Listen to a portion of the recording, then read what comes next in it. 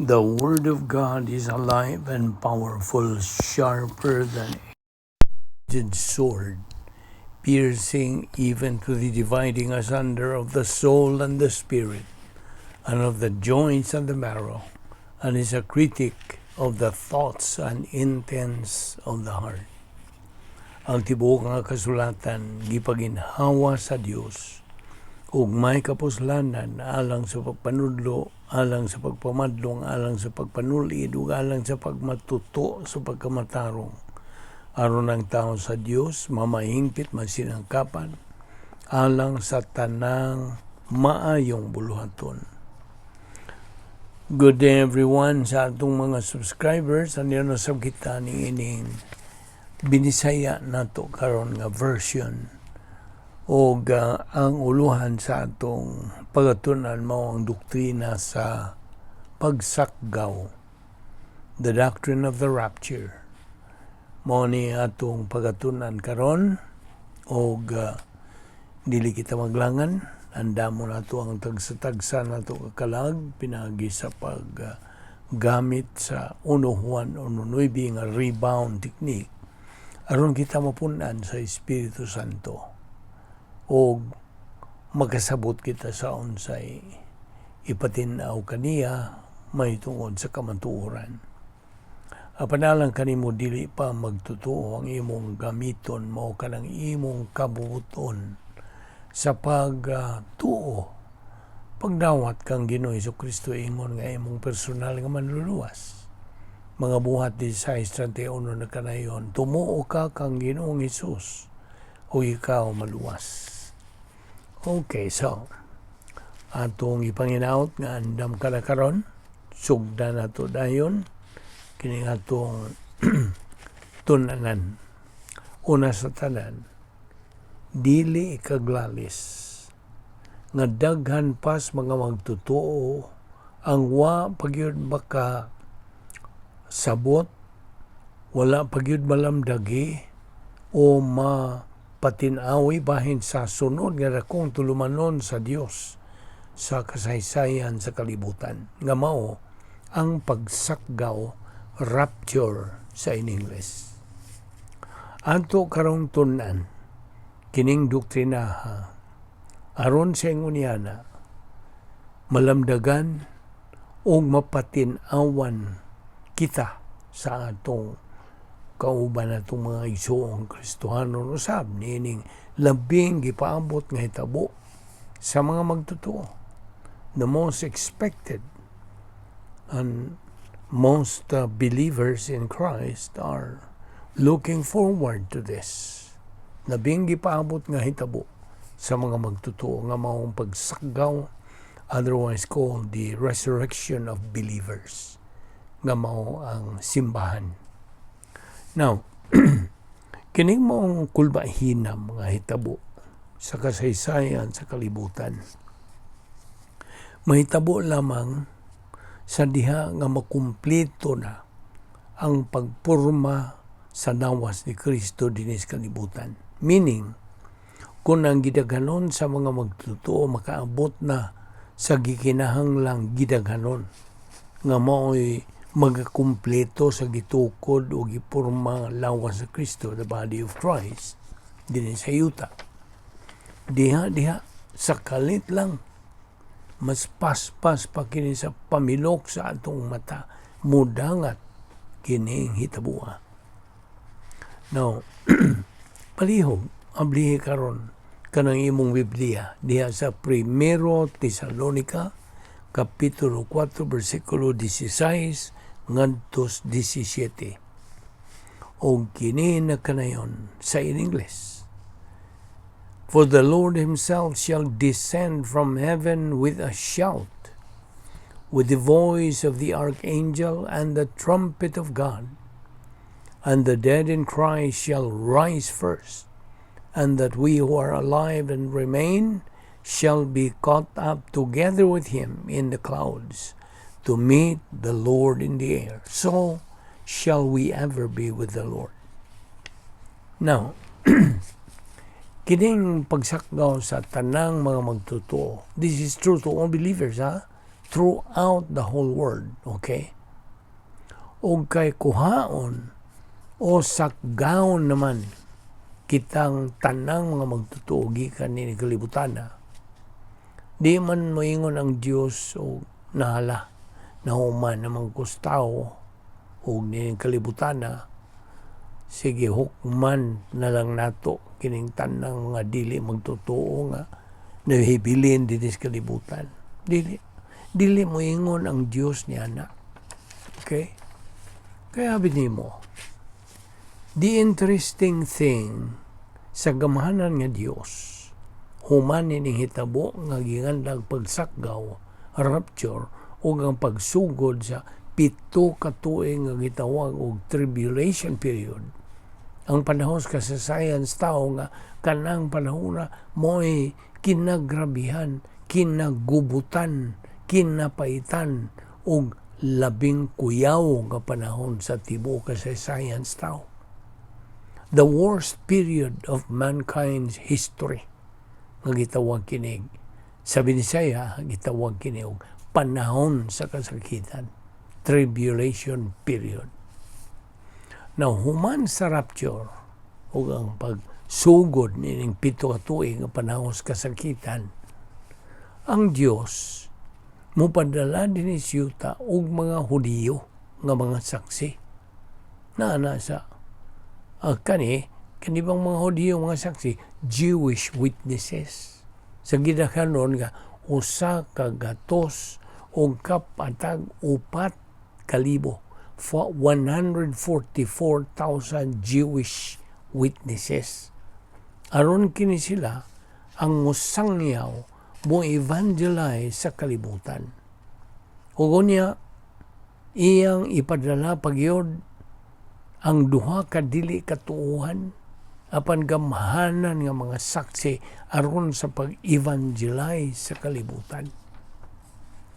Abi nimo,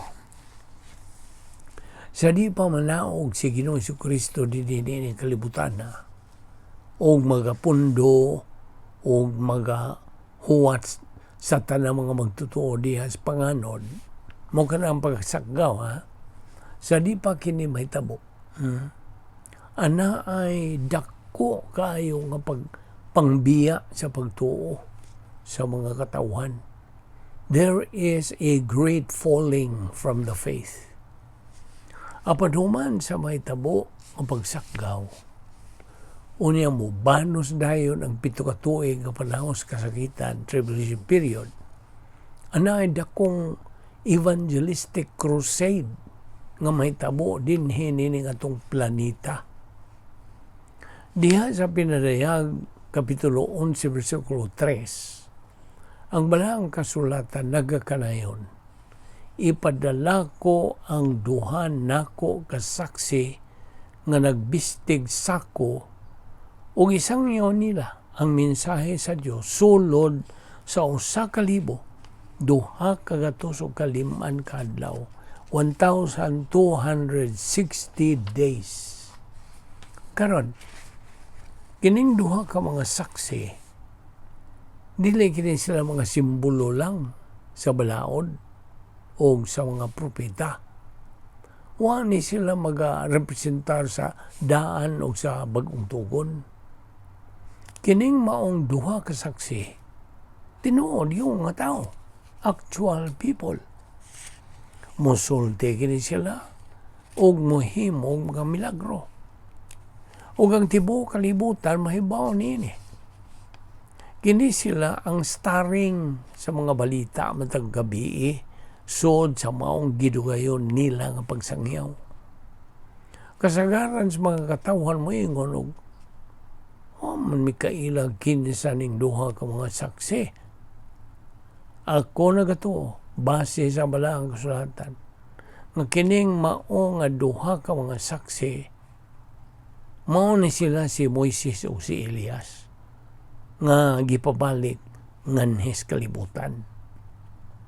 Now himatik di kini na mahitabo nga dako pag-ayong revival o ingon ta pag pukaw espirituanon nga mahitabo din sa kalibutan. nga pinaguluhan niya itong usa ka gatos o kapatag upat ka mga Hudiyong ebanghelista o ang starring gyud nga mga magwawali, star preachers. Mao sila si Moises o si Elias nga gipabalik dinhi sa yuta. Wala kuha ba nimo ang hulagway ini? O ato pa gyud ni paklaro nimo ugma sa atong pagpadayon sa pagtuon ini. Okay? O na pa may tingali higayon nga atong ipadayon kini. Okay. Dili sa ta mo hunong o mo parking padayon sa ta. So, nakuha na nimo kadtong hulagway ini. Nagtuo kita nga tinuod ni sanglit kining duha ka mga saksi nagkatukma kadaghanan niya ng mga hitabuan na hitabo atol sa kinabuhi nila ni Moises o Elias sa dinhi pa kini sila sa yuta. Abi ko nimo mao kini ang nahitabo pananglitan kadto si Malakias nga propeta. Prophet Malakay mihimo og panagna. He predicted nga si Elias moabot pag-una sa di pambalik si Jesus aron sa pag-andam sa dalan. Now diha sa Malakias kapitulo 4 kini nagkanayon og behold, I will send Elijah the prophet before the coming of the great and dreadful day of the Lord. And he will turn the hearts of the fathers to the children, and the hearts of the children to their fathers, lest I come and strike the earth with a curse. Ang pulong sa Dios nagkanayon nga sa di pa mo balik ang atong Ginoong Jesucristo sa ikaduhang higayon the second time, kinis Elias mo balik. Og dayag na lang nga mo kalifikar kini nga mo balik kini siya sa di pa moabot ang panahon sa kasakitan, tribulation period, nga usas mga saksi. Ug ang pagbalik ni Jesus kana may tabo sa hinapos nga bahin tribulation ang iyang ikaduhang pagbalik. Ug niya pa, si Elias huwag yun tinuod mamatay, di ba? Kaya nga naman, tungod kay si Elias gipasaka man lang dito sa langit. Ingon nga ang duha ka mga saksi ipasaka man dito sa langit. Nibaw ka ba na? Kay kinigong duha ka mga saksi na nag-iya og susamang gahom sa pagpugong sa uwan, pareho ba sa gihimo ni Elias dito sa Old Testament? Nainumdum ka nga, siya miingon nga, dili mo uwan, sods tulo o tunga katuig, gawa sa akong paglihok. Umaw ka ni buhaton yaning duha ka mga saksi. Og si Elias, misangpit nga, ihog agalayo gikas langit. Huwag ka makaibaw nga siya ay propitas da ang pagisaan nga magkapada o kalayo gikas langit. Siya ra. O karon dito sa tribulation period, kini sila musangpit sa pagpadag kalayo gikas sa langit. O ang Biblia nagasulti nga mahitabo magyud kini.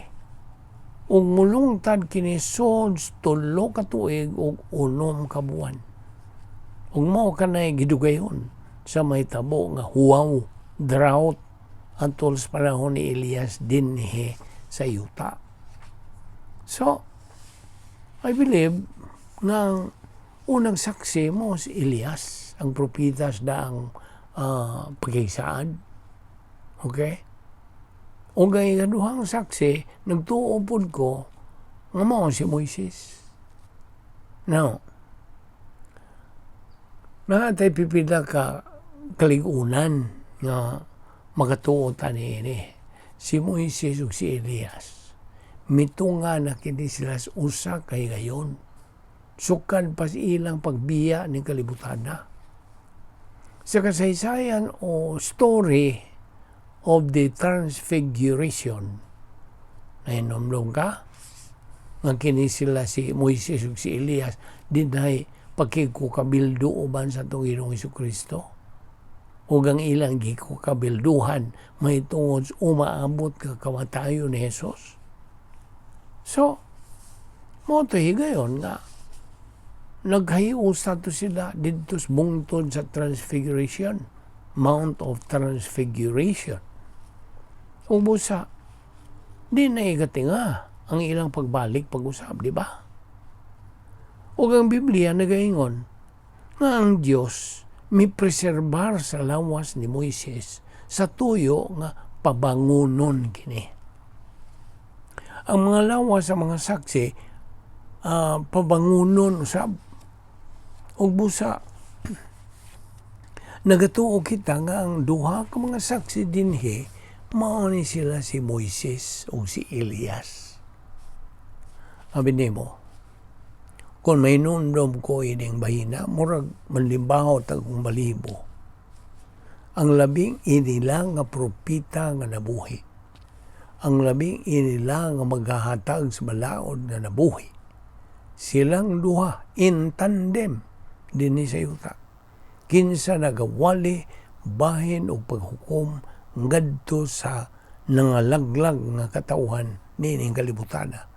O kauban ni nila mo ang dili katuuhan nga mga Hudiyong saksi.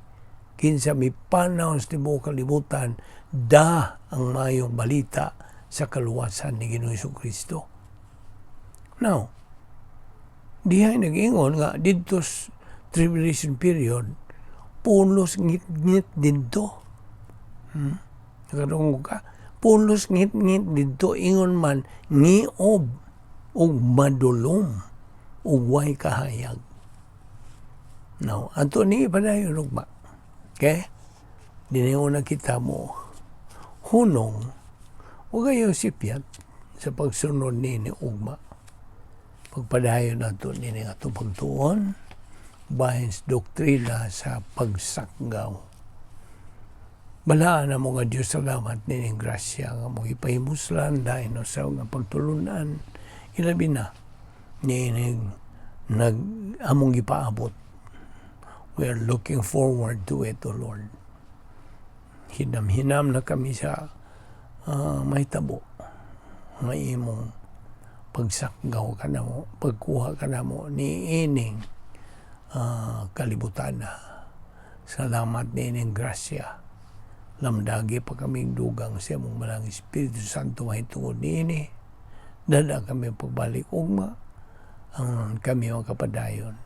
Nining among pagtuon sa imong pulong dinhi sa Balbido Evangelistic Ministry. Kining tanan among ipasalamatan sa ngalan ni Ginoong Jesucristo. Amen.